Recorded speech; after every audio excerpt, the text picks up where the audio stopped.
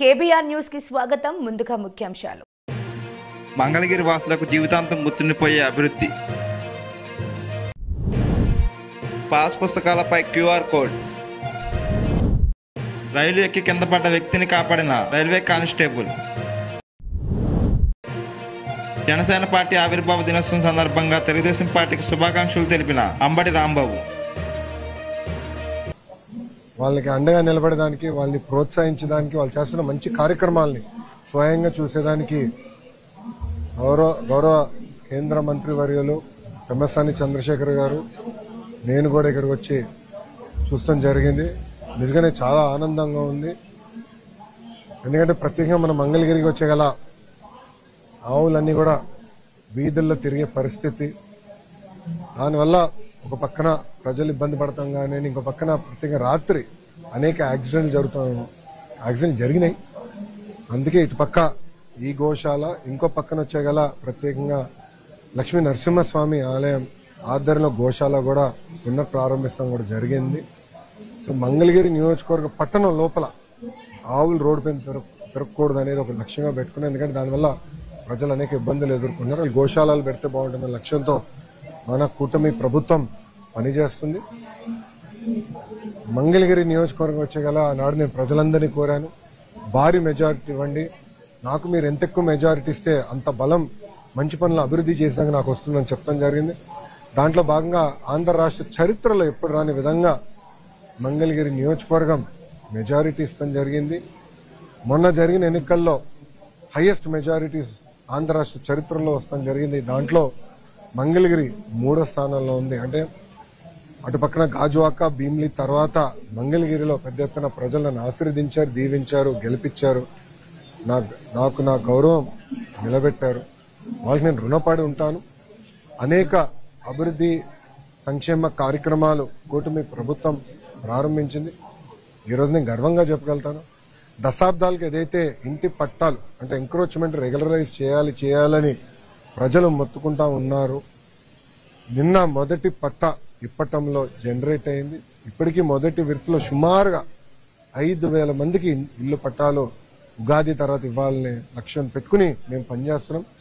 2వ విడత ఉంటుంది, 3వ విడత ఉంటుంది. ఆనాడు ప్రజలు చెప్పాను, ప్రత్యేకంగా కాలువలు కానివ్వండి, అటవీ భూముల్లో ఉన్న ఇల్లు కొంచెం సమయం పడుతుంది రెగ్యులరైజ్ చేసేదానికని ఆనాడు చెప్పా.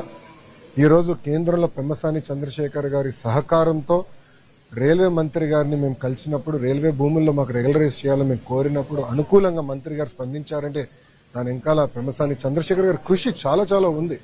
ఆయన నవ్వచ్చు ఇప్పుడు, కానీ ఆయన కృషి చాలా చాలా ఉంది. అది ప్రజలు దయచేసి గమనించాలి, గుర్తు పెట్టుకోవాలి. అంతేకాదు రైల్ ఓవర్ బ్రిడ్జ్ కూడా, నెడుమర్ గేట్ దగ్గర రైల్ ఓవర్ బ్రిడ్జ్ కూడా పెమ్మసాని చంద్రశేఖర్ పర్సనల్ గా తీసుకుని ఫాలో అప్ చేసి అది ఇప్పుడు బోర్డు వరకు తీసుకొచ్చి పనులు కూడా త్వరలో ప్రారంభించబోతున్నాం. అంతేకాకుండా ఈ ఇండ్లు పట్టాలు ఇచ్చేదానికి రీటైనింగ్ వాల్ కట్టాలనేది ప్రజలు మహానాడు ప్రాంతంలో వెళ్ళినప్పుడు కోరారు. దానికి నిధులు కేటాయించాం, డిజైన్లు అవుతున్నాయి. ఇప్పుడు దానిపైన రోడ్ కూడా వేద్దాం. అంటే 4 లేన్ రోడ్ వేస్తే ట్రాఫిక్ చాలా ఈజ్ అవుట్ అవుతున్న లక్ష్యంతో మొత్తం డిజైన్ చేస్తున్నాం. దీంతో పాటు ఏదైతే ఆనాడు నేను చెప్పానో పార్కుల అభివృద్ధి కానివ్వండి, చెరువుల అభివృద్ధి కానివ్వండి, శ్మశానాల అభివృద్ధి కానివ్వండి, కమ్యూనిటీ భవనాలు, రైతు బజార్లు, ఇంకో పక్కన social welfare hostel, BC welfare hostel, ప్రభుత్వ పాఠశాలలు, ఇట్లా దాదాపు మీరు చూస్తే 100 అభివృద్ధి కార్యక్రమాలకి కూటమి ప్రభుత్వం శ్రీకారం చుట్టింది. అన్ని డిజైన్లు అయిపోయినాయి, టెండర్ దశకు వచ్చింది.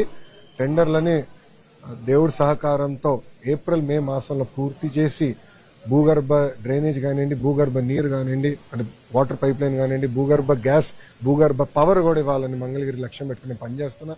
అది కూడా ఎవరు చూడని విధంగా, అంటే ఆంధ్ర రాష్ట్రంలో ఎప్పుడు జరిగిన విధంగా ఒక పొద్దున్న రోజు ఒకరు కట్ చేసుకుంటే వెళ్తే సాయంత్రం పూట లేయింగ్ జరిగిపోవాలి, 2వ రోజు టెస్టింగ్ అయిపోవాలి, 3వ రోజు క్లోజ్ అయిపోవాలి. రోడ్ పర్ఫెక్ట్ గా ఉండాలి మనకి. అంటే 3 రోజులు అన్ని పనులు అయిపోవాలి ఏ వీధిలోకి వెళ్ళినా. అట్లా చేయాలనే లక్ష్యంతో కూటమి ప్రభుత్వం పనిచేస్తుంది.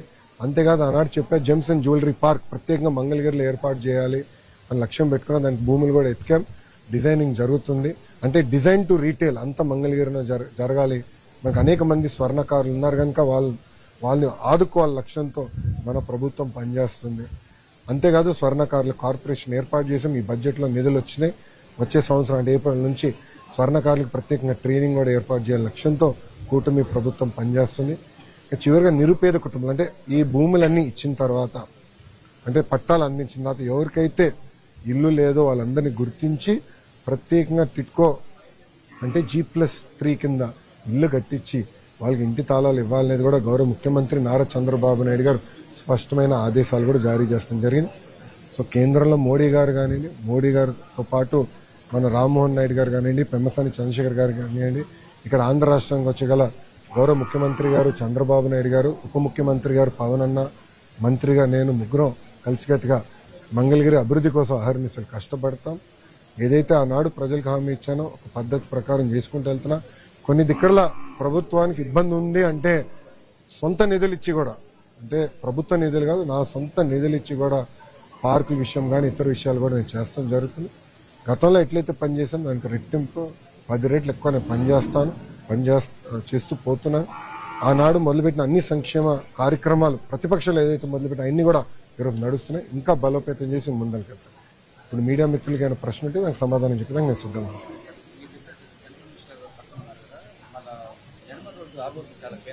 అవునండి. సో అదేమైందంటే అండి, నిడమర ఆర్ఓబి విషయంలో పెమ్మసాని చంద్రశేఖర్ గారి నాయకత్వంలో ఆయన కేంద్ర ప్రభుత్వం దృష్టికి తీసుకెళ్లారు. అది 6 లేనా 4 లేనా అనే దానిపైన కొంచెం చర్చ జరిగింది. దానివల్ల 1 నెల ఆలస్యమైన విషయం వాస్తవం. కానీ ఇప్పుడు 4 లేన్, ఎందుకంటే ఇన్ అండ్ అవుట్ 4 లేను 6 లేన్ అవసరం లేదని 4 లేన్ రోడ్ అది మేము డిజైన్ చేసాం. అది మన రైల్వే బోర్డు కూడా పంపిస్తాం జరిగింది. అన్నగారి నాయకత్వంలో త్వరలో అది క్లియరెన్స్ చేపించి చేసి టెండర్ చేస్తే నేను అనుకుంటాం మహా అంటే 14 నెలలు 16 నెలలు అన్నగారు నేను కూర్చుని కాంట్రాక్టర్ పైన కత్తి పెట్టి పని చేపించేస్తాం.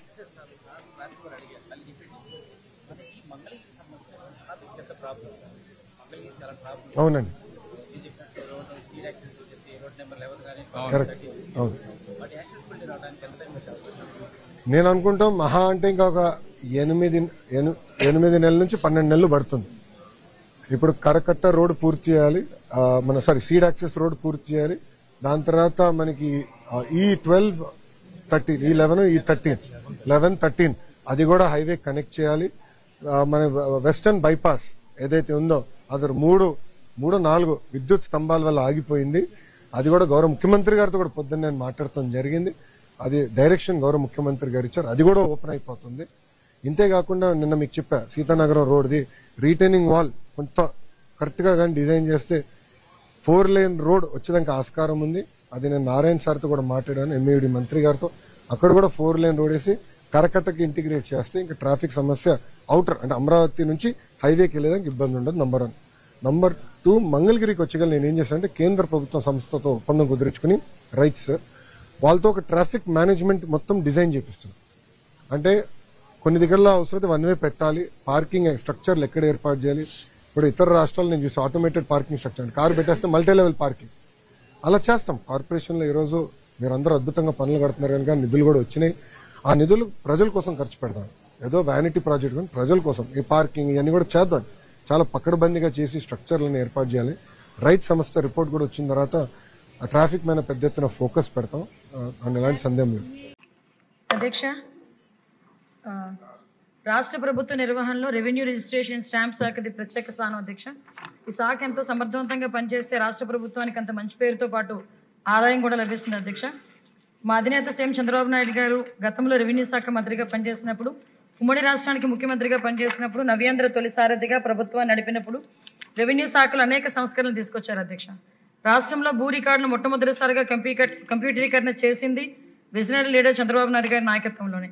ప్రజల వద్దకు పాలన పేరుతో ప్రజల రెవెన్యూ సమస్యలకు పరిష్కారం వారి గుమ్మం వద్దనే తీర్చిన ఘనత కూడా తెలుగుదేశం ప్రభుత్వం అనేది. అధ్యక్ష, దొంగ రిజిస్ట్రేషన్ అరికట్టేందుకు రిజిస్ట్రేషన్ మరియు రెవెన్యూ శాఖల మధ్య అనుసంధానం ఏర్పాటు చేసింది కూడా చంద్రబాబు నాయుడు గారి గవర్నమెంట్. అధ్యక్ష, ఏళ్ల తరబడి పరిష్కారం లేని చుక్కల భూముల సమస్యకు పరిష్కారంగా చట్టం చేసి ఆ భూ యజమానులకు ఊరట కలిగించింది కూడా టీడీపీ గవర్నమెంట్. అధ్యక్ష, గ్రామ కంటాల్లో నిషేధిత జాబితాను తొలగించి బడుగు బలహీన వర్గాలకు ప్రయోజనాన్ని కల్పించింది కూడా బాబు గారి ప్రభుత్వం. అధ్యక్ష, అయితే 2019లో మాయమాటలు చెప్పి లెక్కకు మించిన అబద్ధాలు వల్లించి జగన్ రెడ్డి 5 ఏళ్ల పాలనలో కూడా రెవెన్యూ వ్యవస్థను అస్తవ్యస్తంగా మార్చిన సంగతి మనందరికీ కూడా తెలుసు. అధ్యక్ష, ప్రజలకు సంబంధించి ప్రజల వద్దకు వెళ్ళి గ్రామ సభలు కానీ రెవెన్యూ సదస్సులు కానీ ఏ రోజు పెట్టిన పాపాను కూడా పోలేదు. అధ్యక్ష, పైగా తమ స్వార్థంతో ప్రభుత్వ భూములతో పాటు ప్రైవేటు భూములను కూడా మింగేయాలని అదే దురుద్దేశంతో దేశంలో ఎక్కడా లేని భూ సమస్యలను కూడా సృష్టించిన సంగతి మనందరికీ కూడా తెలుసు అధ్యక్ష.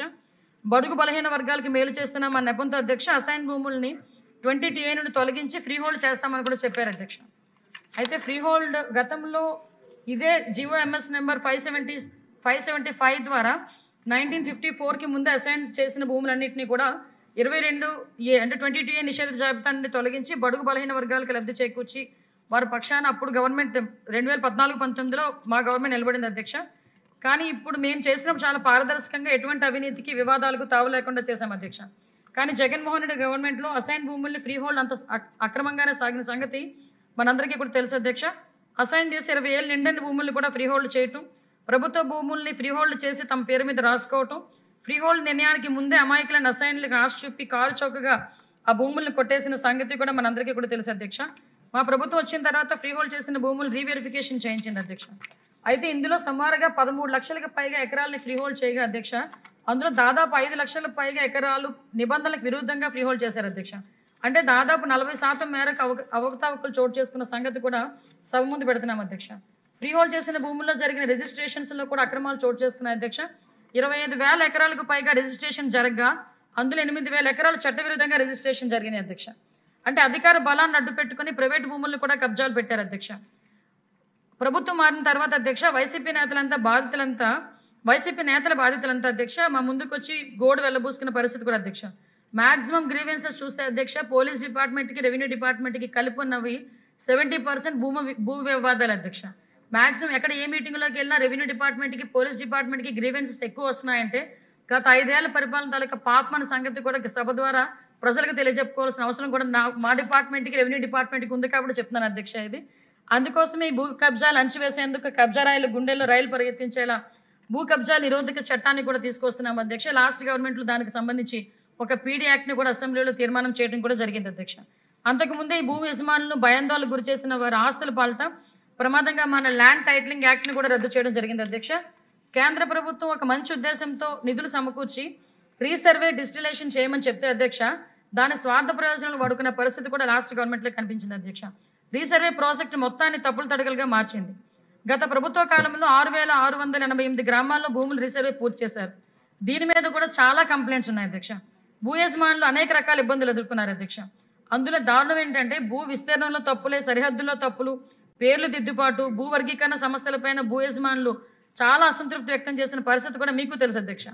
భూ యజమానులు పడుతున్న అనేక రకాల ఇబ్బందులు గ్రహించి ప్రభుత్వం వాటి పరిష్కారానికి రీసర్వే పూర్తయిన గ్రామాల్లో గ్రామ సభలు నిర్వహించింది అధ్యక్ష. ఈ తహసీల్దార్స్, మండల సర్వేయర్స్, గ్రామ సర్వేయర్స్, విఆర్ఓస్ గ్రామ సభలకు వెళ్ళి భూ యజమానుల నుంచి ఆర్జీలు కూడా స్వీకరించడం జరిగింది అధ్యక్ష. మొత్తం సుమారుగా 2,79,712 ఆర్జీలు వచ్చినాయి అధ్యక్ష. అంటే ఇంత రీసర్వేలు ఎన్ని తప్పులు తడకలు ఉన్నాయో మనకి అర్థమవుతుంది అధ్యక్ష. సుమారుగా ఆర్జీలు 98% మేర ఈరోజు గవర్నమెంట్ పరిష్కారం కూడా చూపించింది. మిగిలిన 2% కూడా నెలాఖరులోగా పరిష్కరిస్తామని చెప్పి సభ ముందు ఉంచుతున్నాం అధ్యక్ష. జనవరి 20వ తేదీ నుండి రీసర్వేని రాష్ట్ర వ్యాప్తంగా తిరిగి ప్రారంభించాం. అయితే ఈసారి ప్రతి మండలానికి ఒక గ్రామాన్ని పైలట్ ప్రాజెక్టుగా తీసుకొని గత ప్రభుత్వంలో జరిగిన తప్పులు తరగతులకు ఆస్కారం లేకుండా పక్కా ప్రణాళికయుతంగా రీసర్వేని కూడా చేస్తున్నాం అధ్యక్ష. ప్రతి గ్రామాన్ని బ్లాకులుగా విభజించి ఒక్కో బ్లాక్లో 200 నుంచి 250 ఎకరాల వరకు రీసర్వే చేస్తారు. ఒక్కో బ్లాక్కు 2 సర్వేయర్లు, ఒక విఆర్ఓ, ఒక విఆర్ఏని కూడా ఇచ్చాం అధ్యక్ష. ఆ బ్లాక్లో ఉన్న రైతులందరితో కలిపి ఒక వాట్సాప్ గ్రూప్ కూడా ఏర్పాటు చేశారు. ప్రత్యేక సమాచార వ్యవస్థను కూడా ఏర్పాటు చేయడం జరిగింది అధ్యక్ష. స్థానికంగా నివాసం ఉండిన భూ యజమానుల విషయంలో వాట్సాప్ కాల్ లేదా వీడియో మెసేజ్ ద్వారా వారికి సమాచారాన్ని పంపి వారి సమ్మతి తీసుకోవడం మరియు సర్వే సమయంలో వారి ప్రతినిధిని నియమించుకునే అవకాశం కూడా కల్పించడం జరిగింది అధ్యక్ష. రోజుకి 20 ఎకరాలు మాత్రమే సర్వే చేస్తున్నాం. సర్వే చేసే ముందు అందరికీ నోటీసులు ఇచ్చి వారికి ముందుగానే సమాచారం ఇస్తాం. జగన్ రెడ్డికి సరిహద్దు రాళ్లపై పాస్ పుస్తకాలపై బొమ్మలు వేసుకోవాలని పిచ్చి తప్ప రీసర్వేని సక్రమంగా చేసిన పరిస్థితి కూడా కనిపించలేదు. అయితే మా ప్రభుత్వం రీసర్వేని చాలా పగడ్బందీగా సమగ్రంగా తప్పులకు ఎలాంటి ఆస్కారం లేకుండా చేయిస్తుంది. అంతేకాక జగన్ బొమ్మలను తొలగించి రాజముద్ర, క్యూఆర్ కోడ్ ఉన్న పాస్ పుస్తకాలను భూ యజమానులకు అందిస్తుంది అధ్యక్ష. ప్రభుత్వ పెద్దల వద్దకు పెద్ద ఎత్తున రెవెన్యూ సంబంధించిన ఫిర్యాదులు ఎక్కువగా వస్తుండటంతో వాటి పరిష్కారానికి రెవెన్యూ శాఖనే ప్రజల వద్దకు వెళ్లి రాష్ట్ర వ్యాప్తంగా రెవెన్యూ సదస్సులను 6/12/2024 నుంచి 8/1/2025 వరకు కూడా నిర్వహించాం అధ్యక్ష. ఈ సదస్సులకు ప్రజల నుంచి పెద్ద ఎత్తున స్పందన వచ్చి ప్రజల వద్ద పెద్ద సంఖ్యలో పాల్గొని తమ ఆర్జీలు కూడా సమర్పించారు అధ్యక్ష. రాష్ట్ర వ్యాప్తంగా 185,728 ఆర్జీలు రాగా 93% అందులో పరిష్కారం కూడా జరిగింది అధ్యక్ష. ఆర్జీల పరిష్కారంలో ఉన్నత ప్రమాణాలను పాటించాలని జిల్లా కలెక్టర్లు కూడా ఆదేశించడం జరిగింది. అలాగే థర్డ్ పార్టీల చేత ఆర్జీల పరిష్కారం ఎంత క్వాలిటీగా జరిగిందనేది ఆడిట్ కూడా చేస్తున్నాం అధ్యక్ష. రిజిస్ట్రేషన్ స్టాంప్ శాఖలో విప్లవాత్మకమైన మార్పులకు శ్రీకారం చుట్టాం. ముందుగా సబ్ రిజిస్టర్ కార్యాలయాల్లో వలసవాద చిహ్నాలుగా ఉన్న ఏర్పాటును తొలగించి ప్రభుత్వం దృష్టిలో ప్రజలు ప్రథమం అనే భావన కలిగించాం అధ్యక్ష. పబ్లిక్ డేటా ఎంట్రీ మాడ్యూల్ని ప్రవేశపెట్టాం. ప్రజలు స్వయంగా డేటా నమోదు చేయడానికి వీలు కల్పించాం అధ్యక్ష. ప్రజలు అసైన్లో తమ ఆస్తుల రిజిస్ట్రేషన్ కోసం స్లాట్ బుక్ చేసుకోవచ్చు. దీంతో రిజిస్ట్రేషన్ చేయించుకున్న సమయం కూడా తగ్గుతుంది అధ్యక్ష. సిబ్బందిపై పనిభారం కూడా తగ్గుతుంది అధ్యక్ష. కొంతమంది సభ్యులు కొంత 22A ప్రైవేట్ భూములు పెట్టేందుకు వీల్లేదని ఇన్స్ట్రక్షన్స్ కూడా అన్ని జిల్లా కలెక్టర్లకు ఇవ్వడం అయింది అధ్యక్ష. డిస్ట్రిక్ట్ లెవెల్ కమిటీ ఆర్జీలు స్వీకరించి ఫీల్డ్ లెవెల్లో ఎంక్వైరీ చేసి రాంగ్గా ఉన్న 22A పెట్టినవి తొలగించడానికి చర్యలు తీసుకోవడం కూడా జరిగింది అధ్యక్ష. అలాగే అధ్యక్ష, ఇందాక మీకు చెప్పాను అధ్యక్ష, రీసర్వే ఎన్ని గ్రామాల్లో కూడా జరిగిందన్నది. ప్రస్తుతం 628 గ్రామాల్లో శాస్త్రీయబద్ధంగా రీసర్వే జరుగుతుంది అధ్యక్ష. అదేవిధంగా April 2, 2025 registration department dynamic queue management system ద్వారా అడ్వాన్స్ స్లాట్ బుకింగ్ కల్పించడం కూడా జరుగుతుంది. ప్రజలకు ఎక్కడా కూడా వెయిటింగ్ చేసే అవకాశం కూడా ఉండదు అధ్యక్ష. మన విష్ణుకుమార్ రాజు గారు కూడా కొన్ని ఇష్యూస్ చెప్పారు అధ్యక్ష. ల్యాండ్ సీరియల్ సర్వే నెంబర్ 228/4 ఆ ఇష్యూస్ అన్నీ కూడా సార్ చెప్పారు, అవన్నీ కూడా నోట్ చేసుకోవడం జరిగింది అధ్యక్ష. ఇవన్నీ కూడా గౌరవ మంత్రి గారికి కూడా దృష్టిలో పెడతాం. ఇక్కడ అధికారులు కూడా ఇవన్నీ కూడా నోట్ చేసుకున్నారు అధ్యక్ష, మీరు చెప్పిన సర్వే నెంబర్స్ అన్ని. అదే ల్యాండ్ బిలాంగ్ టు NRIs కూడా చెప్పారు అధ్యక్ష, మధుసూదన్ రాజు అండ్ శ్రీమతి రాధా గారు. దాని కూడా అవి కూడా అధికారుల దృష్టిలో పెట్టి సమస్యకు పరిష్కార దిశగా ముందుకు తీసుకెళ్తాం అధ్యక్ష. 2025-26 ఆర్థిక సంవత్సరానికి రెవెన్యూ, రిజిస్ట్రేషన్, స్టాంప్స్ మరియు రిలీఫ్ శాఖలకు గాను మొత్తం 3,840 కోట్లు 88,90,000 కేటాయించాం. ఈ డిమాండ్ గౌరవ సభ్యులందరూ ఆమోదించాల్సిందిగా కోరుతున్నాను అధ్యక్ష.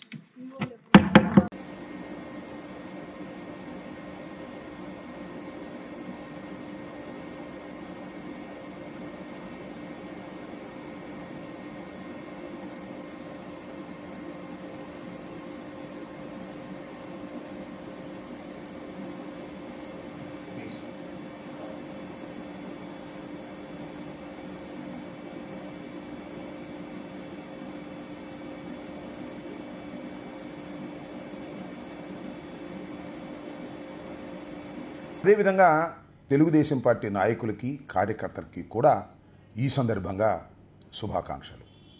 జనసేన పార్టీ ఆవిర్భావం అయితే తెలుగుదేశం పార్టీకి ఎందుకు శుభాకాంక్షలు చెబుతున్నారు అనే సందేహం మీకు రావచ్చు.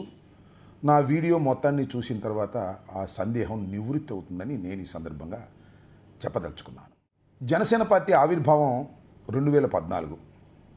2014లో కూడా ఎన్నికలకు ముందు మేలో ఎన్నికలు జరుగుతూ ఉంటే మార్చిలో జనసేన పార్టీ ఆవిర్భవించింది 14వ తారీఖున ఇంటర్నేషనల్ కన్వెన్షన్ సెంటర్లో. ఒక విధంగా చెప్పాలంటే హడావిడిగానే ఆవిర్భవించింది. జనసేన పార్టీ నాయకులు పవన్ కళ్యాణ్ గారు హడావిడిగా పార్టీని ప్రారంభించారు. పార్టీ ప్రారంభించిన తర్వాత నెక్స్ట్ ఎన్నికల్లో ఎక్కడా పోటీ చేయలే. పోటీ చేయకపోగా కంప్లీట్ టోటల్గా తెలుగుదేశం పార్టీకి మద్దతు ఇచ్చారు. కండిషన్లు ఏమైనా ఉన్నాయా? ఆయన ఎక్కడైనా పోటీ చేశాడా అంటే పోటీ చేయలే. ఆయన పట్టుమని 10 సీట్లు కూడా తీసుకోలేదు. మొత్తం టోటల్గా మొత్తం తెలుగుదేశం పార్టీకి బేషరతుగా మద్దతు ఇచ్చారు. దాంతోపాటు భారతీయ జనతా పార్టీ కూడా మద్దతు ఇచ్చింది. ఖచ్చితంగా ఎన్నికల్లో వైఎస్ఆర్ కాంగ్రెస్ పార్టీ విజయం సాధిస్తుందని చాలామంది భావించారు. కానీ వైఎస్ఆర్ కాంగ్రెస్ పార్టీ విజయం సాధించాల. 67 సీట్లకు మాత్రమే పరిమితమై తెలుగుదేశం పార్టీ కూటమి అధికారంలోకి వచ్చింది. చంద్రబాబు నాయుడు గారు ముఖ్యమంత్రి అయ్యారు. ఒక విధంగా చెప్పాలంటే పవన్ కళ్యాణ్ ఆ రోజున తెలుగుదేశం పార్టీకి సపోర్ట్ చేయటం వల్ల చంద్రబాబు నాయుడు గారు ముఖ్యమంత్రి అయ్యారనేటువంటి అభిప్రాయం అందరిలో ఉంది ఇప్పట్లాగానే. సరే, 5 సంవత్సరాలు తెలుగుదేశం పార్టీ పరిపాలన చేసింది కదా జనసేన, తెలుగుదేశం, భారతీయ జనతా పార్టీ. పోనీ ఆయన కూటమిలో ఉన్నాడంటే లేడు, బయటకు వచ్చేసాడు. ఎన్నికలకు ముందు మళ్ళా 2019 ఎన్నికలకు ముందు బయటకు వచ్చేసాడు. చంద్రబాబు నాయుడు గారిని, చంద్రబాబు నాయుడు గారి ప్రభుత్వాన్ని ఘాటుగా విమర్శలు చేశారు. ఆ తర్వాత భారతీయ జనతా పార్టీని కూడా ఘాటుగా విమర్శలు చేశారు. Bharatiya Janata party special status ఇవ్వడంలో మోసం చేసిందని ఒక డైలాగ్ కూడా మీకు చాలా పాపులర్, పుచ్చిపోయిన లడ్డూలు 2 పంపించింది భారతీయ జనతా పార్టీ అని. 3-4 సంవత్సరాలుగా స్పెషల్ స్టేటస్ ఇస్తాం తీపి కబురు వస్తుంది అంటే 2 లడ్డూలు ఇచ్చారు. ఏం నాయనా లడ్డూ తింటావా అని. అరే ఒక 3 సంవత్సరాలుగా మీరు ఇచ్చిన ఈ పాచిపోయిన లడ్డూలు ఎవరికి కావాలి? మీ లడ్డూలు కంటే మా బందర్ లడ్డూలు చాలా బాగుంటాయి కదా. అదేవిధంగా చంద్రబాబు నాయుడు గారు తన కుమారుణ్ణి తీసుకురావడం కోసం చాలా అన్యాయాలు అక్రమాలు చేస్తున్నారని, ఆయన కుమారుడు పంచాయతీ ప్రెసిడెంట్ కూడా పనికిరాని వ్యక్తిని దొడ్డిదోవను తీసుకొచ్చి ఎమ్మెల్సీ చేసి ఆ తరువాత ఆయన్ని మంత్రిగా చేశారు. ఇది చాలా దారుణమని ఘాటైన విమర్శలు చేశారు. అరే మీ కొడుకు ఏం తెలుసండి లోకేష్ గారికి? పంచాయతీ ఎన్నికల్లో పోటీ చేసిన వ్యక్తిని పంచాయతీ రాజ్ శాఖ మంత్రిగా చేశారు. మీరు మీ అబ్బాయికి ఏం తెలుసు పంచాయతీ వ్యవస్థ గురించి? ఆయన పంచాయతీ రాజ్ శాఖ మంత్రిగా చేశారు మీరు. ఆ నెక్స్ట్ ఎలక్షన్స్లో 2019లో ఆయన మళ్ళీ సపరేట్గా పోటీ చేశాడు. ఒక చిన్న కూటమిని ఏర్పాటు చేసుకున్నాడు. అదేంటంటే బీఎస్పీ, సిపిఐ, సిపిఎం మొత్తంగా కంటెస్ట్ చేయడానికి ప్రయత్నం చేశారు. దానిలో సుమారుగా 137 నియోజకవర్గాల్లో జనసేన పార్టీ పోటీ చేసింది. కమ్యూనిస్టుల మద్దతుతో, బీఎస్పీ మద్దతుతో. పవన్ కళ్యాణ్ గారు అయితే 2 చోట్ల పోటీ చేశారు. ఆయనకి మరి అంటే 2 చోట్ల గెలవాలి అనే ఉద్దేశం కాదు, కానీ ఏదో ఒక చోట గెలిచి శాసనసభకు వెళ్ళాలి అనేటువంటి దృక్పథంతో 2 చోట్ల పోటీ చేశారు. గాజువాకలోను, భీమవరంలోను. దురదృష్టం ఏంటంటే టోటల్గా అన్నీ ఓడిపోయారు. 1 సీటు తప్ప ఈ కూటమి మొత్తం. అది కూడా జనసేన పార్టీ ఒకే 1 సీటు గెలుచుకుంది. పవన్ కళ్యాణ్ గారు 2 చోట్ల నిలబడితే 2 చోట్ల ఘోరంగా ఓటమి పాలయ్యారు. అది 2019లో జరిగినటువంటి సంఘటన. సరే, 2019లో సపరేట్గా పోటీ చేయడానికి, 2014లో బేషరతుగా ఆయన మద్దతు ఇవ్వడానికి గల కారణాలు ఏంటి అనేది ఇక్కడ మనం చర్చించుకోవాలి. జనసేన పార్టీ ఆవిర్భావ దినోత్సవ సందర్భంగా నేను ఒక ఆరోపణ చేస్తున్నాను. నా అభిప్రాయం కూడా అది. జనసేన పార్టీ ఆవిర్భవించింది కేవలం చంద్రబాబు నాయుడు గారికి మద్దతు పలకటం కోసమే. చంద్రబాబు నాయుడు గారిని, తెలుగుదేశం పార్టీని అధికారంలోకి తీసుకొచ్చే విధంగా తాను ప్రవర్తించటం కోసం మాత్రమే జనసేన పార్టీ హడావుడిగా 2014 మార్చి 14న ఆవిర్భవించిందనేది నా స్పష్టమైనటువంటి అభిప్రాయం. దీనిలో వాస్తవం ఉందో అవాస్తవం ఉందో కాస్త మీరు లాజికల్గా ఆలోచించమని ఈ సందర్భంగా నేను మనవి చేస్తున్నాను. మరి అలా ఆవిర్భవిస్తే 2019లో ఎందుకు సపరేట్గా పోటీ చేశారనేటువంటి సందేహం కలుగుతుంది. అదేమిటంటే దానికి కారణం ఏంటంటే 2019లో యాంటీ ఎస్టాబ్లిష్మెంట్ ఉంటుంది కాబట్టి తెలుగుదేశానికి, ఆ యాంటీ ఎస్టాబ్లిష్మెంట్ని తెలుగుదేశం పార్టీకి నుంచి చీలిపోయే విధంగా, వైఎస్ఆర్ కాంగ్రెస్ పార్టీకి అనుకూలం కాకోకుండా ఉండే విధంగా 10 ఓట్లో, 20 ఓట్లో, 100 ఓట్లో చీల్చుకోవచ్చు అనే ఉద్దేశంతో సిపిఐ, సిపిఎం, బీఎస్పీ అలాగే మన పవన్ కళ్యాణ్ గారు కలిసి పోటీ చేశారు. ఇది ఖచ్చితంగా వారికి ఉపయోగపడుతుందనేటువంటి దృక్పథంతోనే ఆయన సపరేట్గా పోటీ చేశారని, అది తెలుగుదేశానికి లాభం చేకూర్చడం కోసమే ప్రయత్నం చేశారు 2019లో అనేది నా స్పష్టమైనటువంటి అభిప్రాయం. అయితే తర్వాత జరిగినటువంటి పరిణామాలు మీరు చూశారు. వైఎస్ఆర్ కాంగ్రెస్ పార్టీ 151 సీట్లు గెలుచుకొని జగన్మోహన్ రెడ్డి అనే నేను కేవలం 23 సీట్లు మాత్రమే తెలుగుదేశం పార్టీకి వచ్చాయి. కేవలం 1 సీటు మాత్రమే జనసేనకు వచ్చింది. 5 సంవత్సరాల పరిపాలనలో మా మీద ఘాటైన విమర్శలు చేశారు పవన్ కళ్యాణ్ గారు. మేము కూడా చాలా ఘాటైన విమర్శలు చేశాం. మీది బీ టీం అన్నాం, మీరు దత్తపుత్రులు అన్నాం. ఇలాంటి విమర్శలన్నీ చేసిన తర్వాత చంద్రబాబు నాయుడు గారితో ఆయన కలిశాడు. మళ్ళా రెండవసారి, మొదటిసారి ఆవిర్భావం పెట్టినప్పుడు ఒకసారి, మళ్ళీ మొన్న జరిగినప్పుడు ఎన్నికల్లో ఒకసారి. నా జయం ఏమిటి అంటే జగన్మోహన్ రెడ్డి గారిని అధఃపాతాళానికి తొక్కటమే. నా జయం జగన్మోహన్ రెడ్డి గారిని అధికారం నుంచి దించడం కోసమే అనేటువంటి పట్టుదలతో చంద్రబాబు నాయుడు గారితో కలిసి పనిచేశారు. సరే, ఆయన అనుకున్నది సాధ్యపడింది. కేవలం 11 సీట్లకు మాత్రమే మేము పరిమితమయ్యాం. 21 సీట్లు ఎన్ని పోటీ చేస్తే అన్ని చోట్ల కూడా పవన్ కళ్యాణ్ గారు గెలుపొందారు. సరే, ఇక్కడ ఇదంతా ఓకే. నేను చెప్పాలనుకుంటున్నటువంటి స్పష్టమైనటువంటి అభిప్రాయం జనసేన పార్టీ ఆవిర్భావ దినోత్సవ సందర్భంగా అది ఏమిటి అంటే, తెలుగుదేశం పార్టీకి ఊడిగం చేయటం కోసం మాత్రమే, తెలుగుదేశం పార్టీని అధికారంలోకి తీసుకురావడం కోసం మాత్రమే ఈ పార్టీ ఆవిర్భవించింది జనసేన అనేది నా ఆరోపణ. ఇది నిజమో కాదో ఆలోచించండి. ఎందుకంటే చాలామంది, ముఖ్యంగా కాపులు లేదా తెలుగుదేశం పార్టీ అంటే, వైఎస్ఆర్ కాంగ్రెస్ పార్టీ అంటే పడని వాళ్ళు, పవన్ కళ్యాణ్ గారు అంటే సినిమా అభిమానులు, వారందరూ కోరుకుంటుంది ఏంటంటే పవన్ కళ్యాణ్ గారు ముఖ్యమంత్రి కావాలి అనేది కోరుకుంటున్నారు. అది సహజమైనటువంటి అంశమే. ముఖ్యంగా కాపులు చాలా బలంగా కోరుకుంటున్నారు. ఎందుకంటే రెడ్లు ఈ రాష్ట్రాన్ని చాలా కాలం పరిపాలన చేశారు, కమ్మవారు ఈ రాష్ట్రాన్ని చాలా కాలం పరిపాలన చేశారు. చాలా అత్యధిక సంఖ్యలో ఉన్నటువంటి కాపులు మాత్రం ముఖ్యమంత్రి కాలేకపోయారు. ఒకసారి ముఖ్యమంత్రి కావాలి కాపులు అనేటువంటి పట్టుదల కాపుల్లో చాలామందికి ఉన్న మాట వాస్తవం. చిరంజీవి గారు అవుతారని ప్రయత్నం చేశారు. ఆ ప్రజారాజ్యం పార్టీ చివరిదాకా మనుగడ సాగించలేకపోయింది. ఆయన కేంద్ర మంత్రితో ఎగ్జిట్ అయిపోయినటువంటి సందర్భం. కానీ పవన్ కళ్యాణ్ గారు అయితే మాత్రం కాస్త పట్టుదల గల మనిషి, కాస్త నిజాయితీగా ఉంటాడు అనేటువంటి ఒక భ్రమ ప్రజల్లో కలిగింది. ఎందుకంటే ఆ భ్రమ మొట్టమొదట ఆయన ఎర్ర తువాలు వేసుకున్నాడు, ఒక గ్లాస్ పట్టుకున్నాడు, అంటే సామాన్యులకు దగ్గరగా ఉండాలి అనేటువంటిది. ఒక విప్లవ భావాలు కలిగినటువంటి వ్యక్తిగా, మరి మాట్లాడితే మోస్ట్ సిన్సియర్గా ఉండేటటువంటి పోరాటం చేసే విధంగా వ్యక్తిగా, అవసరమైతే ప్రాణత్యాగాలు చేస్తాను చే గువీరాలాగా అనేటువంటి అభిప్రాయంతో ప్రజల్లో ముందుకు వచ్చాడు. కానీ రాను రాను పరిణామాలు మారిపోయాయి. ఎర్రతువాలు పోయింది, ఇవాళ కాషాయ వస్త్రం వచ్చింది. ఒక్కసారిగా విపరీతమైన మార్పు ఆయనలో వచ్చింది. అంటే ఒక అవకాశవాద ధోరణితో వెళుతున్నాడనేది ఇక్కడ నా స్పష్టమైనటువంటి అభిప్రాయం.